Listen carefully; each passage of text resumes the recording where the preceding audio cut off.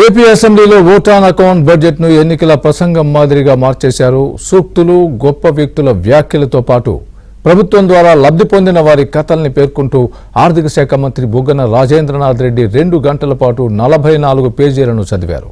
అంచనాలు గొప్పగా ఉన్నా ఆచరణలో మాత్రం ఇచ్చిన అంకెలన్నీ సత్య దూరమని ప్రతిపక్షాలు విమర్శిస్తున్నాయి.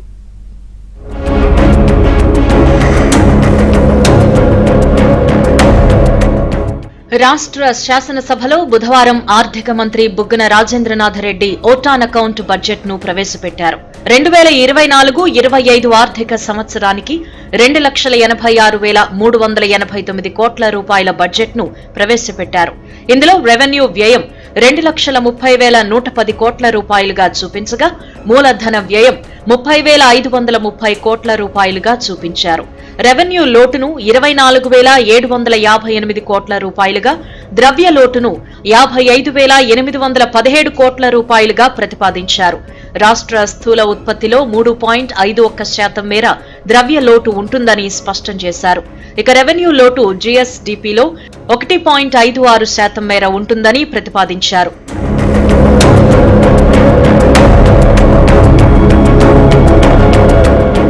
బడ్జెట్లో ఏపీని సంపన్న ఆంధ్రగా మంత్రి బుగ్గన చెప్పుకున్నారు. వైఎస్ఆర్, అంబేద్కర్ లాంటి దార్శనికుల ఆలోచనలకు అనుగుణంగా తమ ప్రభుత్వం పాలన సాగిస్తుందని బుగ్గన చెప్పుకున్నారు. రెవెన్యూ రాబడి రాబోయే ఆర్థిక సంవత్సరంలో 2,05,352 కోట్లుగా ఉంటుందని పేర్కొన్నారు. కేంద్ర పన్నుల ద్వారా 49,286 కోట్లు, రాష్ట్ర పన్నుల ద్వారా 1,09,538 కోట్లు, పన్నేతర ఆదాయంగా 14,400 కోట్లు, గ్రాంట్ ఇనాయిట్ ద్వారా 32,217 కోట్లు, బహిరంగ మార్కెట్ ద్వారా 71,000 కోట్ల రూపాయలు రుణ సేకరణ చేయాలని నిర్ణయించారు. కేంద్రం నుంచి 61,642 కోట్ల రూపాయలు రుణం తీసుకోవాలని ప్రభుత్వం భావిస్తోంది.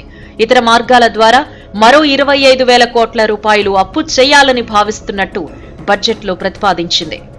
పైన చెప్పిన అంశాలకు సంబంధించి 2019-20 ఆర్థిక సంవత్సరం నుండి 2023-24 ఆర్థిక సంవత్సరం వరకు మా ప్రభుత్వం ప్రత్యక్ష నగదు బదిలీ పథకం ద్వారా 2,53,000 కోట్ల రూపాయలను, ఇతర పథకముల ద్వారా 1,68,000 కోట్ల రూపాయలను బదిలీ చేశాము. ఈ విధంగా గత 5 ఏళ్లుగా 4,22,000 కోట్ల రూపాయలను ప్రజలకు బదిలీ చేశాము. విజయవంతమైన సమగ్రమైన ఈ ప్రత్యక్ష మరియు ఇతర పథకాల అమలు కారణంగా లక్షలాది కుటుంబాలను పేదరికం నుండి తప్పించి వారి జీవన ప్రమాణాలను మెరుగుపరిచి కొత్త అవకాశాలను కల్పిస్తూ వారి అభివృద్ధి మరియు అభ్యున్నతికి తోడ్పడుతుంది. అయితే తలసరి ఆదాయం అక్షరాస్యతలో రాష్ట్ర ప్రభుత్వం దేశంలో వెనకబడిందనే విషయాన్ని మాత్రం బడ్జెట్ ప్రసంగంలో ఎక్కడా పేర్కొనలేదు. రాష్ట్రంలో 17 మెడికల్ కాలేజీలు తెచ్చామని గొప్పగా చెప్పుకున్నప్పటికీ ఇందులో 5 కాలేజీలు మాత్రమే నిర్మాణం సగం దశలో ఉన్నాయన్న విషయాన్ని బుగ్గన ప్రస్తావించకపోవటం పట్ల పలువురు అభ్యంతరం వ్యక్తం చేశారు. అదానీ డేటా సెంటర్లో ఉద్యోగాలొచ్చినట్టు చెప్పినప్పటికీ ఇంతవరకు పని కూడా ప్రారంభం కాలేదు.